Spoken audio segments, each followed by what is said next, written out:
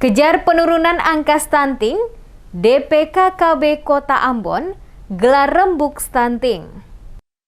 Dinas Pengendalian Penduduk Keluarga Berencana atau DPKKB menggelar rembuk stunting dalam rangka menurunkan angka stunting di Kota Ambon. Kegiatan ini dibuka Asisten 1 Bidang Pemerintahan Sekot Ambon, Elkiopa Siloi. Wali Kota Ambon Risat Lohana Pesi dalam sambutan yang dibacakan Asisten 1 Bidang Pemerintahan, Elkiopa Siloi menyatakan, permasalahan stunting merupakan salah satu bagian dari Double Burden Malnutrition atau DBM. Mempunyai dampak yang sangat merugikan baik dari sisi kesehatan maupun dari sisi produktivitas ekonomi dan dalam jangka pendek maupun jangka panjang. Disebutkan stunting adalah kekurangan gizi kronis yang tidak hanya menyebabkan hambatan pada pertumbuhan fisik, tetapi berdampak besar di masa mendatang terutama tingkat kecerdasan dan produktivitas. Stunting juga menjadi salah satu penyebab pertumbuhan dan perkembangan anak terhambat dibandingkan dengan anak-anak seusianya. Bahkan tidak jarang masyarakat menganggap kondisi tubuh pendek merupakan faktor genetika dan tidak ada kaitannya dengan masalah kesehatan. Dijelaskan, faktanya, faktor genetika memiliki pengaruh kecil terhadap kondisi kesehatan seseorang dibandingkan dengan faktor lingkungan dan pelayanan kesehatan. Stunting mulai terjadi saat anak masih berada dalam kandungan dan terlihat saat mereka memasuki usia 2 tahun.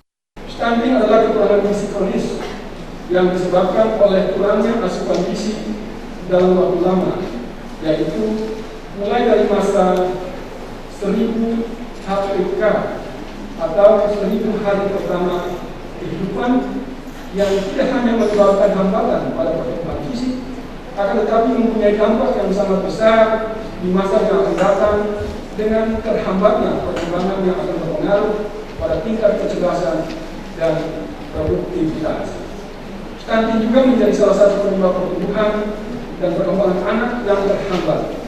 Anak stunting tumbuhnya lebih pendek jika dibandingkan dengan anak-anak yang seusianya.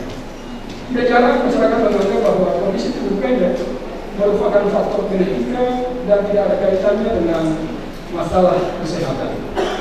Menurutnya, pemenuhan gizi yang optimal selama masa 1000 hari pertama kehidupan atau HPK memiliki peranan sangat penting. Periode 1000 hari pertama kehidupan sering disebut window of opportunities atau sering juga disebut periode emas atau golden period. Didasarkan kenyataan bahwa pada masa janin sampai anak usia 2 tahun terjadi proses tumbuh kembang yang sangat cepat dan tidak terjadi pada kelompok usia lainnya.